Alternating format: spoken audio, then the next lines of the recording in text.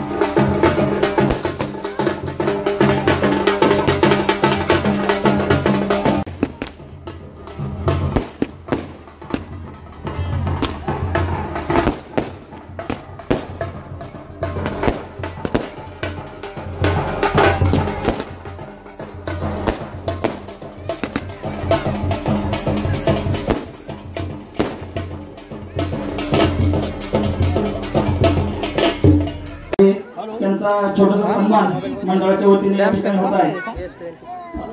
आजच्या कार्यक्रमासाठी संतोष भरत लंगे, सरपंच लंगेवाडी यांच्याकडून 25 किलो खिचडी त्यांच्या वतीने।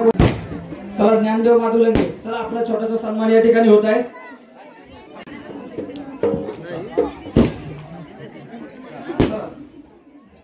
ज्ञानदेव माधव लंगे यांचा छोटासा सन्मान होत आहे। त्यानंतर शांताराम ज्ञानदेव बांधल यांच्याकडनं पिण्याचे पाणी, शांताराम रामचंद्र लंगे, चला।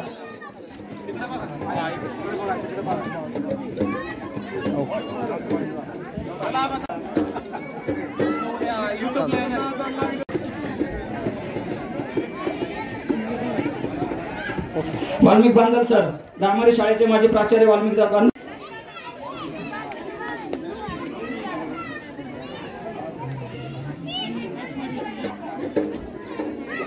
त्याचप्रमाणे दादासाहेब आबासो बांधल,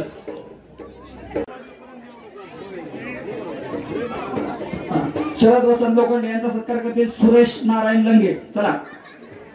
शरद लोखंडे, कीर्तनकार नैला मदत करायला लागते, पिकअपचं विशेष सहकार्य प्रगतशील शेतकरी किशोर सावळराम बांधल यांचा या ठिकाणी छोटासा सन्मान होत आहे।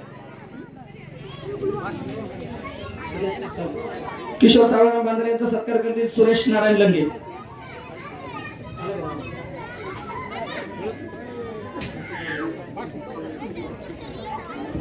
त्याचप्रमाणे प्रफुल्ल कैलास लंगे व सुकुमार कैलास लंगे एकच नारळ घे पण दोघं उभे राहा.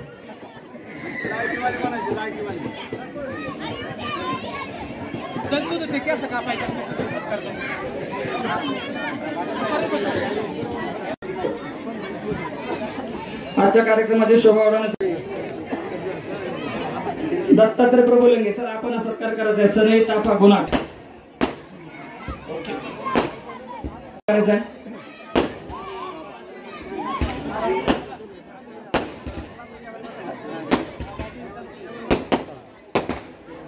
तर या पालखीचं सौजन्य कैलासवासी प्रभू नाना लंगे यांच्या स्मरणार्थ दत्तात्रय प्रभू लंगे यांच्याकडनं ती पालखी अर्पण करण्यात येत आहे. पुढच्या वर्षीपासून ती पालखी आपल्या मंदिराच्या स्वाधीन करणार आहेत. त्यांचा या ठिकाणी छोटासा सन्मान होत आहे. वाल्मिक बांधव सरांना विनंती आपण त्यांचा सन्मान करायचा.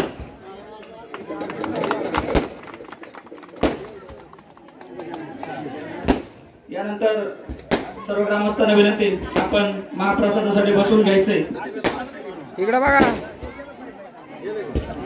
पूर्ण कार्यक्रमाचे व्हिडिओ शूटिंग सादिक शेख तांबोळे यांनी केलेले त्यांचा लंगेवाडी ग्रामस्थांच्या वतीने छोटासा सन्मान होत आहे.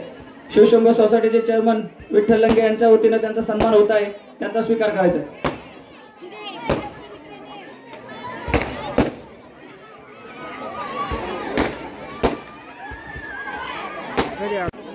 बस बस बस हरकत नाही असं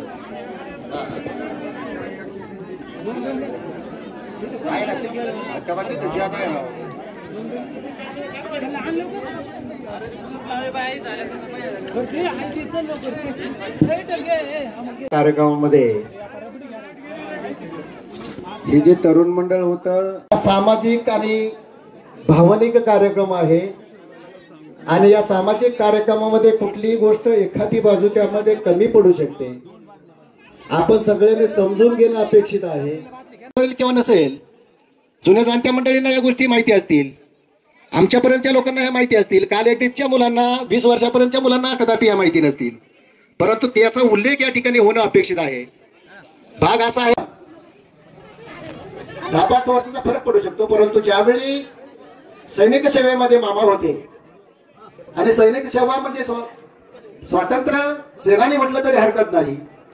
या व्यक्तीनं भारताची नव्हे तर भारतभूमीची सेवा केलेली आहे आणि सेवा करून ते ज्यावेळी सेवेमधून सेवानिवृत्त झाले आणि सेवानिवृत्तीनंतर आम्हाला चांगलं आठवतं जरी ते स्थायिक पुण्यामध्ये झाले असले चंदननगर या ठिकाणी झाले असले तरी ते मायभूमीला विसरले नाही. आणि या मायभूमीला न विसरल्यामुळे ज्या मातीत आपला जन्म झाला ज्या मातीतून आपली निर्मिती झाली त्या मातीत आपण काहीतरी थोडंफार आपलं ऋण व्यक्त केले पाहिजे. या इथून सैन्यातून सेवानिवृत्त झाल्यानंतर त्यांनी लंगेवाडी या ठिकाणी येऊन असा विचार व्यक्त केला की आपल्या वस्तीवरती की त्यांच्या वयोवृद्ध त्यांच्या समवयस्क लोकांना एकत्रित करून हा विचार व्यक्त केला आणि सर्व समाजातील सर्व स्तरातील आपल्या लोकांनी त्याला मान्यता दिली. प्रश्न उभा राहिला तो मंदिर उभं करायचं परंतु त्याच्यासाठी जागा कुठून मिळवायची. जागेचा विषय निर्माण झाल्यानंतर विषय आला आहे लंगे कंपनीकडे. यस नो होता होता ज्यावेळी पहिली वाळूची गाडी या ठिकाणी खाली होण्यासाठी आली त्यावेळी हा विषय आला की आता ती खाली करायची कुठं. आणि मग आमची मिटिंग ठरवण्यात आली. त्या मिटिंगला लंगे वस्ती मला वाटतं बाबा मामांच्या यांच्या घरी बसलेलो होतो आणि त्या ठिकाणी विषय झाला की जागेचा प्रश्न निर्माण झाला. मारुती मामा आणि राम मामा आणि प्रभू मामा यांना पुढे बोलवलं. त्यांच्या समवेत त्या जागेचा विषय झाला आणि रामचंद्र नाना लंगे मारुती नाना लंगे त्याचप्रमाणे प्रभू नाना लंगे यांनी मान्य केलं की आपल्या चौकामध्ये की मंदिरासाठी आम्ही जागा उपलब्ध करून देतो. तो विषय केव्हाचा आहे पहा 82-83च्या जवळपास आणि तिथे याला मान्यता दिली. लोकांच्या सहभागानं विशेषतः महादेव दामोदर लंगे कैलासवासी महादेव दामोदर लंगे यांच्या प्रेरणेनं आणि त्यांच्या सहभागानं त्यांच्या कर्तृत्वानं हे मंदिर निर्मितीचं स्वप्न सत्यात येऊ लागलं आणि तुम्हा सर्वांच्या सहकार्याने हे मंदिर या ठिकाणी स्थापन झालं.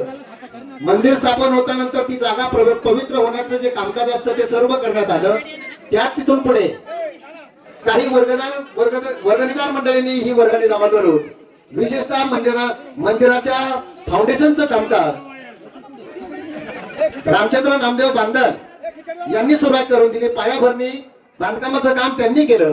पुढे जाताना गवंडी काम, मला आठवत नाही आता नाव त्यांचं, पण त्यांनी केलं, उत्कृष्ट काम केलं. त्यावेळी ते मंदिर एवढं झालं. नंतर लोकसहभागातून म्हणा किंवा ग्रामपंचायतीच्या वतीनं सभा मंडपाचं कामकाज करण्यात आलं आणि या ठिकाणाला एक शोभा या ठिकाणाची वाढली. नंतर शोभा वाढल्यानंतर असे धार्मिक कार्यक्रम या ठिकाणी करण्यात आले. या धार्मिक कार्यक्रमामध्ये तुम्हाला सहभाग वाढू लागला. युवा मंडळींना या ठिकाणी बसण्याचं एक ठिकाण निर्माण झालं. युवा मंडळींना नंतर कुठलाही कार्यक्रम करायचा म्हटलं तर असा उत्सव करणं कोणाच्या घरी शक्य नाही, मग ते कार्यक्रम या ठिकाणी होऊ लागले. त्यातूनच मंदिर निर्मितीनंतर आपण या ठिकाणी शिवरात्रीचा महोत्सव सुरू करायचा असा विचार सर्वांच्या मनामध्ये आला आणि तेव्हापासून या महाशिवरात्रीचा कार्यक्रम या ठिकाणी मंदिरामध्ये स्थापन झाला आणि सुरू झाला. तो अद्याप चालू आहे आणि तुम्हा सर्वांच्या सहकार्याने हा कार्यक्रम करत असताना एक आनंदाची बाब, तुमच्यासारखे वर्गणीदार मंडळी या ठिकाणी उत्सुकतेने या ठिकाणी